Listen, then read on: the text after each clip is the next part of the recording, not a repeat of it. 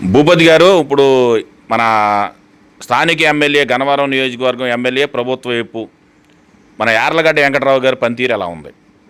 యార్లగడ్డ వెంకటరావు ఈ నియోజకవర్గంలో తెలుగుదేశం పార్టీకి గెలిచిన కాడి నుంచి చాలా అభివృద్ధి కార్యక్రమాలు ఏనాడు కూడా గన్నవరం నియోజకవర్గంలో జరగని అభివృద్ధి కార్యక్రమాలు బ్రహ్మాండంగా చేసుకుంటూ వస్తున్నారు.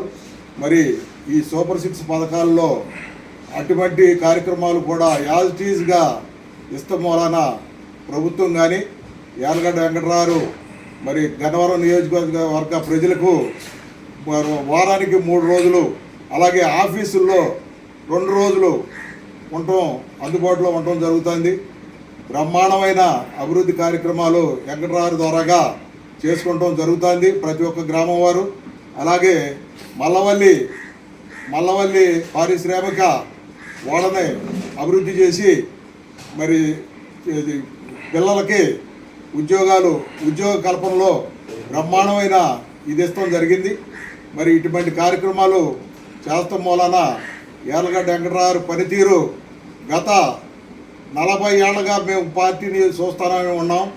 మరి ఈ రోజున ఆయన చేసే అభివృద్ధి కార్యక్రమాలు బ్రహ్మాండంగా చేస్తున్నారు.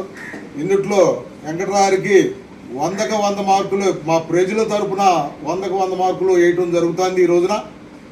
అది అండి పరిస్థితి. ఆయన పనితీరు మాత్రం బ్రహ్మాండంగా ఉందని మీకు తెలియజేస్తున్నాం.